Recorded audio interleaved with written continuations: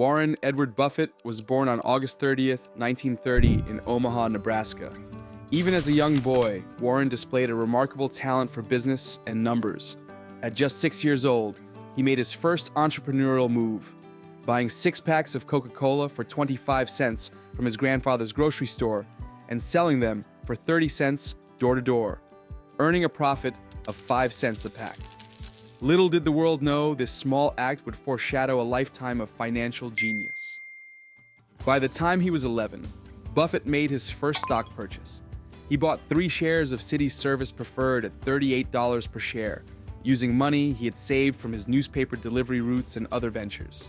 Not long after his purchase, the stock price dropped to $27, but Warren held on. When the price rebounded to $40, he sold the shares, making a small profit. However, this decision taught him one of his most valuable lessons. Short-term thinking can lead to missed opportunities. Shortly after selling, the stock soared to over $200. This lesson on patience would influence his investment strategy for decades to come. As a teenager, Buffett continued to build his small fortune through various ventures. By the age of 14, he had saved $1,200 from delivering newspapers and used it to buy 40 acres of farmland, which he rented out to tenant farmers. By the time he finished high school, Warren had accumulated close to $10,000 in savings, a staggering sum for a young man in the 1940s. Warren Buffett's academic journey eventually led him to Columbia University, where he studied under the legendary investor Benjamin Graham. Graham's book, The Intelligent Investor, became a cornerstone of Buffett's philosophy. Graham emphasized value investing, finding undervalued companies and holding on to them for long-term gains. Buffett's learning from Graham set the foundation for a mindset that would define his career. Focus on intrinsic value and invest only in what you understand. After graduating, Buffett worked at his mentor's investment firm, but soon returned to Omaha to start his own investment partnerships. Buffett's big break came in the 1950s when he founded Buffett Partnership Limited, an investment partnership that allowed him to pool together funds from friends, family, and local investors. He applied Graham's principles of value investing to identify undervalued companies and generate significant returns. Over time, the partnership's assets grew rapidly. By 1961, Buffett had made enough smart investments to accumulate over $1 million in personal wealth. He was known for his frugality, living in the same modest home in Omaha that he bought in 1958 for $31,500. And reinvesting nearly all of his earnings back into his investments. Buffett's personal discipline, combined with his success in managing others' money, set the stage for his first major acquisition, Berkshire Hathaway. In 1962, Warren Buffett noticed an opportunity in a struggling New England textile company named Berkshire Hathaway. The company was on a steady decline, but Buffett saw value in its assets. Over the next few years, he began purchasing shares, and by 1965, he gained control of the company at a total cost of around $11 million, an acquisition made possible by the substantial wealth he had amassed through his partnerships. At the time of Buffett's acquisition, Berkshire was primarily a textile manufacturer, but the writing was on the wall. The textile business was unsustainable. Rather than sticking with the declining industry, Buffett shifted Berkshire's focus. He used its cash flow to invest in insurance companies, starting with National Indemnity in 1967. This marked a turning point for Berkshire Hathaway, as the insurance business provided Buffett with something he valued above all else: float. This is the money from insurance premiums that Berkshire could invest before it was needed to pay out claims, giving Buffett a massive source of capital for his future investments. With Berkshire's growing insurance empire, Buffett now had a powerful engine of capital that allowed him to purchase full companies as well as invest in stocks of high-quality businesses. He deployed this capital with laser focus, acquiring companies like Geico, See's Candies, and later BNSF Railway. Buffett always prioritized businesses with strong, predictable cash flows, wide moats, competitive advantages that protect them from competitors, and trustworthy management.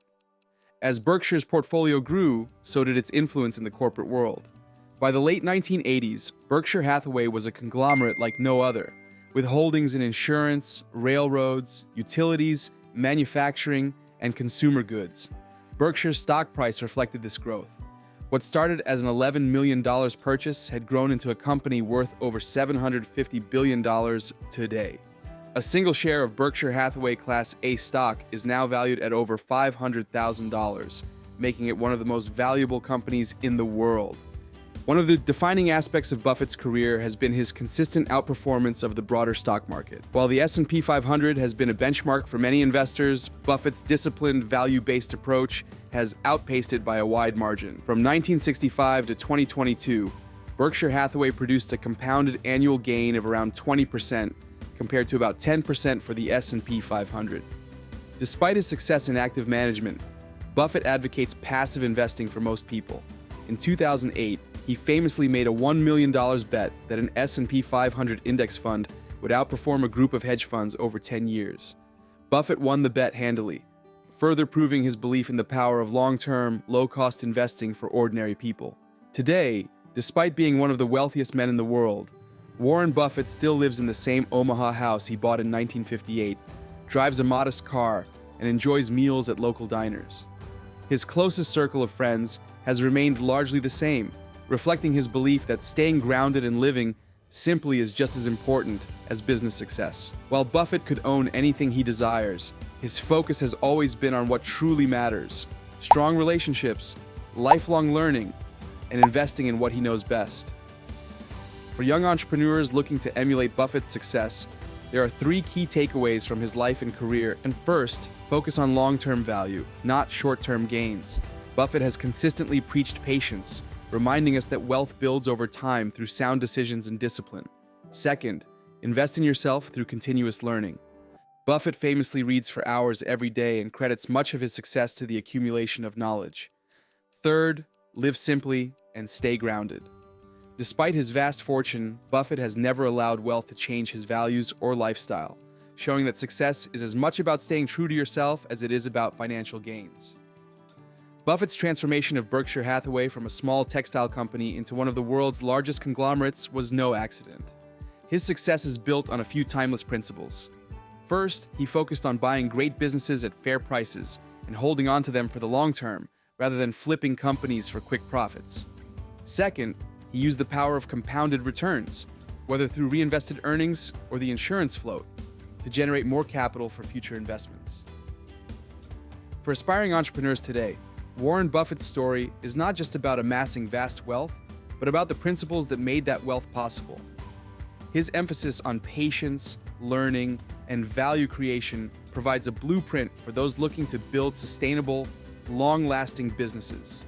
By focusing on what you understand, investing in yourself, and always thinking long-term, the next generation can carve out their own path to success, just as Buffett did.